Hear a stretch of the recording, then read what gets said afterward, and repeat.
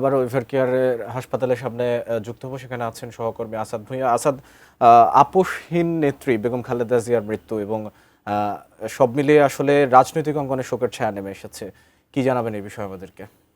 মৃত্যুবরণ করেছেন, এই তথ্য পাওয়ার পর থেকে বিভিন্ন পয়েন্ট থেকে বিভিন্ন জায়গা থেকে নেতাকর্মীরা ভিড় করছে। আমরা যেমনটি দেখছি যে এভার কেয়ার হাসপাতালের সামনে কিন্তু বেলা বাড়ার সাথে সাথে নেতাকর্মীরা ভিড় করছে। আমরা আরেকটি তথ্য যেমনটি জানিয়ে রাখতে চাই যে কিছুক্ষণ আগেই কিন্তু বিএনপির পক্ষ থেকে একটি সংক্ষিপ্ত ব্রিফ করা হয়েছে। সেখানে বলা হয়েছে সকাল 10টায় একটি স্থায়ী কমিটির বৈঠক রয়েছে।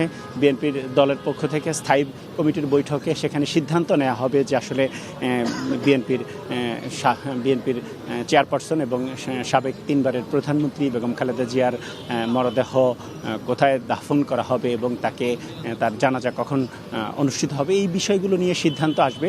এই সিদ্ধান্তের অপেক্ষায় কিন্তু নেতাকর্মীদের পাশাপাশি বিশ্বমানের থার্মিক্স রড, সালাম স্টিল থার্মিক্স, দেশের একমাত্র থার্মিক্স রড।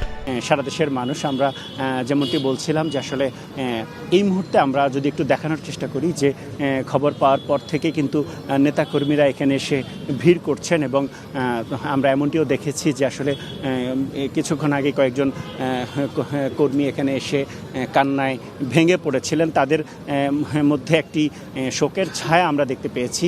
সেই সাথে বিএনপির দলের পক্ষ থেকেও 7 দিনের শোক পালনের সিদ্ধান্ত নেওয়া হয়েছে যেমনটি আমরা জানতে পেরেছি এবং নেতাকর্মীদের সবারই আগ্রহ রয়েছে যে আসলে কখন তাদের দলের চেয়ারপারসনের জানাজা অনুষ্ঠিত হবে সেই বিষয়টি জানবার জন্য তাদের মধ্যে আগ্রহ রয়েছে এবং যেহেতু তিনি 3বারের সাবেক প্রধানমন্ত্রী এবং বিএনপির মতো একটি বড় দলের চেয়ারপারসন এবং যার নেতৃত্বে দীর্ঘদিন বিএনপির এই দলটি পরিচালিত হয়ে আসছিল এবং তিনি